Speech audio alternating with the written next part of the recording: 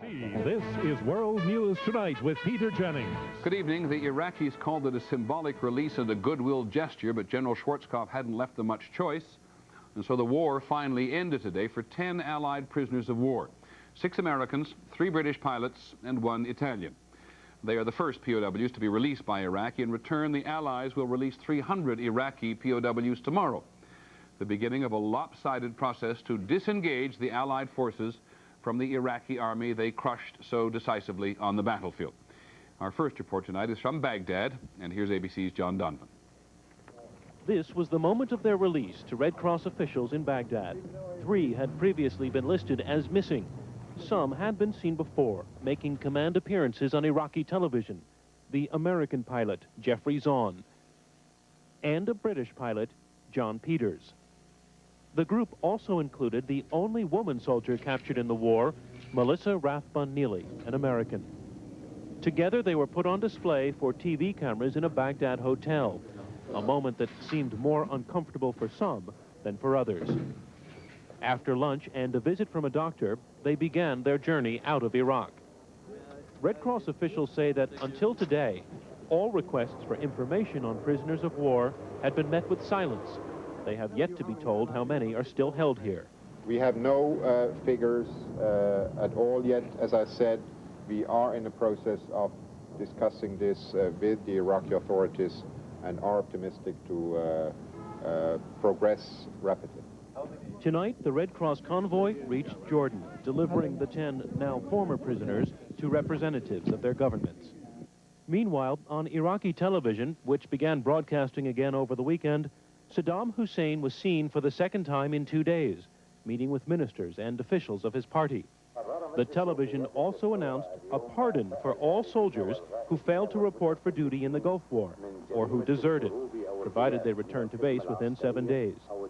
It is the second gesture from the leadership to the people in the last 2 days. The first was a promise yesterday to return electricity to all homes in the country within a week. There has been a shift in emphasis in the government-controlled press over the past few days, where before the newspapers concentrated on how great a victory Iraq had won in the war. Today they focused on the damage done to the nation by Allied bombing, and they urged all Iraqis from top to bottom to work together to rebuild. John Donovan, ABC News, Baghdad. When he arrived in the Jordanian capital Amman this afternoon, Navy Lieutenant Jeffrey Zahn said he didn't know the war was over until today, and that he and the others had been treated, in his words, pretty well. One other note about reporting from Baghdad, as you surely know now, virtually all reports from Iraq during the war were subject to censorship, and it seems that reporting from Baghdad since the fighting stopped is even more closely supervised. The political situation, for example, how Iraqis feel about their government, is a forbidden subject. Information, however, is being gathered at arm's length that suggests Saddam Hussein may be in serious political trouble. Here's our national security correspondent, John McQuethy. Refugees fleeing Iraq say there is now widespread anti-government violence at least half a dozen cities in the southern part of the country. In Iraq's second largest city, Basra, U.S. satellite photographs confirm refugee reports of explosions, fires, and a possible tank battle pitting regular Iraqi army units against the Republican Guard that is still loyal to Saddam Hussein. There is some conflict going on there. We see, for example, a T-55 tanks, and that reads Iraqi Army. We see T-72 tanks, and that reads Republican Guards. And we're not sure they're both on the same side right now. American officials claim the latest videotape shows Saddam Hussein is showing the strain. I don't know how much authority he's exercising, although I did note on the video that he didn't look in the pink. He looked tired, he looked haggard, he had bags under his eyes. But in private, U.S. intelligence officials caution that Saddam Hussein is far from finished.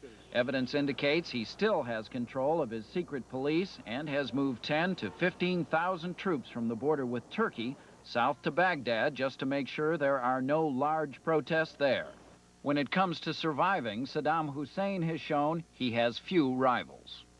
But analysts wonder how the Iraqi people will react when tens of thousands of prisoners of war return home with stories of their rout on the battlefield, and when thousands more, now buried in Kuwait, never come home. John McQuethy, ABC News, the State Department. The military briefers continues to say the battlefield is still a dangerous place. 2 more Americans have died after stepping on landmines. The Iraqis have now provided information about the location of the minefields, but it will take weeks at least to clear them. Just one element in the whole complicated process of disengaging. Here's ABC's Bob Zelnick. The agreement worked out yesterday separating Allied and Iraqi forces is intended to prevent fighting between units which may be confused over who belongs on which turf. The line dividing the two sides runs mainly along the Euphrates River in southern Iraq. Neither army can come within a kilometer of the line. Iraqi aircraft must stay 10 kilometers north of the line. The Allies have greater leeway. We are flying some reconnaissance, and we are flying reconnaissance over Baghdad. The line is temporary. Once Iraq takes the steps required by the Security Council to indicate acceptance of all resolutions, a ceasefire agreement will be signed, and Allied forces will pull back inside Kuwait and Saudi Arabia. Well, I can't predict when it will go into effect because it's very much up to the Iraqis. It's very much up on what they do. To fully comply with the Security Council resolutions, the Iraqi parliament must rescind the annexation of Kuwait. The Iraqis must formally agree to compensate Kuwait for damage and injuries and return any plundered Kuwaiti property. The release of both military and civilian prisoners, begun today, must also continue. Privately, administration officials say that any Iraqi delay in complying with the Security Council is probably due more to internal chaos than bad intentions. Nonetheless, officials say until there is full compliance, there will be no formal ceasefire and no withdrawal from Iraqi territory. Bob Zelnick, ABC News at the Pentagon. The State Department says that even though the war is over, Americans should not let down their guard against terrorism. The department says that during the 6 weeks of war, there were about 160 incidents of terrorism around the world, half of them directed at U.S. targets. Bombs, for example, at offices of U.S. companies in places like Turkey and also in Greece. Still ahead, Kuwait's ruling family begins to return home very slowly. In the other news, the latest drug tampering case. How should over-the-counter medication be packaged? And on the American agenda tonight, a safer and a cheaper way to treat heart attacks. This is Washington today, the Secretary of Commerce, Robert Mosbacher, said that now the war is over, the Persian Gulf is open for business. The Kuwaiti ambassador to the United States said today that American firms will get preferential treatment when it comes to contracts. In Kuwait itself, much of the population is less interested in when American business will arrive than they are in what the ruling family intends to do about the question of political reconstruction. ABC's Jim Wooten is in Kuwait City. In a Saudi plane, the Crown Prince came home at last, 205 days after he'd fled his capital, nearly a week after its liberation. He offered a prayer of thanks to Allah and a few words to Kuwaitis who'd lived through the occupation. I am happy to be back to my beloved country. Then, under heavy security, he headed off for his first glimpse of his ravaged country. His own palace, for example, virtually destroyed. And throughout Kuwait City, in block after block, a stunning tableau of destruction. Yet reconstruction may be the least of the government's problems now. Thousands of Kuwaitis who fiercely resisted the occupation remember the royal family's promises for a more democratic post-war Kuwait. And what of those promises now? Well, don't ask me, ask the Sabah families or the officials.